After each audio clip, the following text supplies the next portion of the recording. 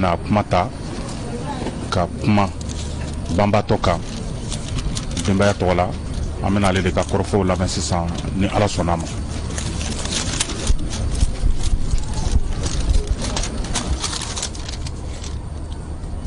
Son Excellence, Monsieur le Président de la Transition, chef de l'État, Messieurs les anciens chefs d'État, Monsieur le Vice-président de la Transition, Messieurs les premiers ministres du Mali, du Niger et de Guinée-Bissau, Mesdames, Messieurs les membres du gouvernement, distingués chefs de délégation étrangère à vos titres et qualités, Mesdames, Messieurs les chefs d'institutions de la République, Monsieur le grand chancelier des ordres nationaux, Mesdames et Messieurs, c'est avec une grande émotion et une immense tristesse que je prends la parole au nom de notre maman, Touré Lobo Traoré, de nos oncles et tantes, de mes frères et sœurs et des petits-enfants, pour dire merci à toutes ces personnes ici présentes et rendre un dernier hommage à un grand homme d'État,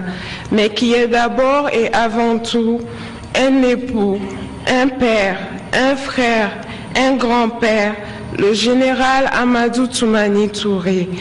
Vous comprendrez bien que notre chagrin soit infini et notre douleur très vive, mais nous nous consolons à travers tous les éloges entendus ici au Mali, en Afrique et dans le monde, sur l'œuvre de papa, sur son humilité légendaire et son exemplarité.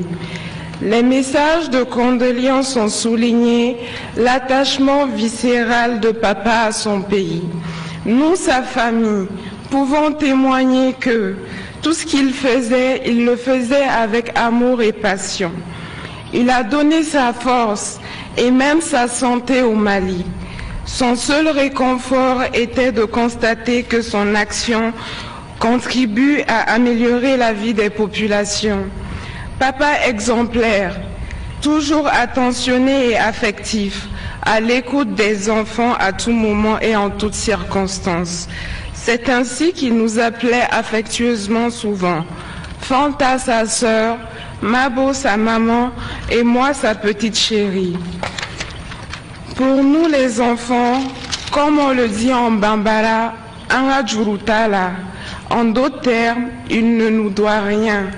C'est cet amour qu'il a eu pour nous, qu'il a porté sur tous les enfants du Mali, en leur dédiant une fondation à la fin de la transition. Quand papa est devenu président de la République, c'est maman qui s'est occupée de la Fondation pour l'enfance, qui est le symbole de leur commun dévouement à la cause des tout-petits et de leur mère en général et des couches les plus vulnérables en particulier. Maman a déjà prouvé qu'elle peut suppléer papa. Il nous laisse donc entre des mains sûres et affectueuses. Maman a toujours été le pilier de la famille et papa nous a toujours dit de prendre soin d'elle et de la protéger. Comme le dit l'adage, elle a été la grande dame derrière le grand homme ATT, s'occupant sans relâche des frères et sœurs de papa et de ses amis, en plus de ses devoirs de mère et de grand-mère. En parlant de grand-mère, je pense à leurs petits-enfants, ces enfants qui ont grandi dans les bras de papa. Il a été à la fois un père et un grand-père, aimant pour ses petits-enfants, qui sont inconsolables de ne plus pouvoir taquiner papy. S'agissant de ses frères et sœurs, alliés et amis, il a toujours été là quand on a besoin de lui, toujours prêt à aider, à conseiller, à consoler et à trouver des solutions aux problèmes posés par les uns et les autres, et tout cela en toute discrétion. C'était quelqu'un sur lequel on pouvait compter en tout temps. Mesdames et messieurs, je ne saurais terminer mon propos sans exprimer au nom de la famille du président ATT nos sincères remerciements au président de la transition et à toutes les autorités du Mali pour l'organisation de ces funérailles nationales et toutes les dispositions prises depuis l'annonce du décès. La famille exprime avec une immense émotion sa reconnaissance au gouvernement de Turquie qui s'est mobilisé aux côtés de maman à Istanbul. Les honneurs militaires rendus et les prières formulées pour le repos de l'âme de papa en présence du vice-président de la Turquie, du haut commandant de l'armée, du gouverneur d'Istanbul, du corps diplomatique africain accrédité à Ankara, ainsi que des ressortissants maliens et africains basés dans la ville, nous ont profondément touchés. La famille remercie très sincèrement tous les chefs d'État africains pour leur soutien multiforme, particulièrement le président Denis Sassou Nguesso de la République du Congo pour son amitié et son estime de toujours pour papa, qui s'est manifesté avec davantage de force depuis son exil à Dakar jusqu'à son dernier souffle. Nous n'avons pas de mots pour saluer et magnifier ce soutien dont les diplomates congolais à Dakar et en Turquie ont été les dignes messagers. Une mention particulière doit être faite au président de la République du Sénégal, son Excellence Macky Sall, et à l'ensemble du peuple sénégalais pour la généreuse hospitalité accordée au président ATT et à sa famille plus de 6 ans durant. Le Sénégal était devenu une partie de lui-même.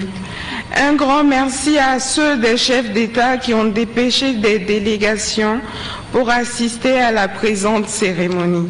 Mesdames et messieurs, c'est le lieu de saluer mes grandes sœurs, Fanta et Mabo, qui, contre l'avis de papa, ont laissé leurs enfants pour venir à son chevet, 2 semaines durant aux côtés de maman, pour l'entourer d'affection et de chaleur.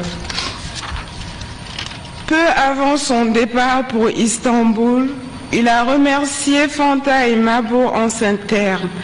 Je n'étais pas favorable à votre venue, mais vous avez été plus qu'utile. Et pour un papa, la plus grande chance, c'est d'avoir des filles. À ces nombreux anonymes au Mali et de par le monde qui ont manifesté leur affection à l'endroit de papa, la famille leur est reconnaissante et leur dit merci. Plaise à Allah nous donner la force et la santé nécessaires pour porter ce lourd héritage qu'il nous a légué. Mesdames et messieurs, nos cœurs saignent de douleur, mais nous sommes l'épouse, les enfants, les frères d'un homme, le général Amadou Toumani Touré, qui savait souffrir sans murmure, mais nous essayerons de dominer notre peine et notre douleur. Qu'Allah accueille en son paradis l'âme de papa et qu'il y repose éternellement en paix. Je vous remercie pour votre attention.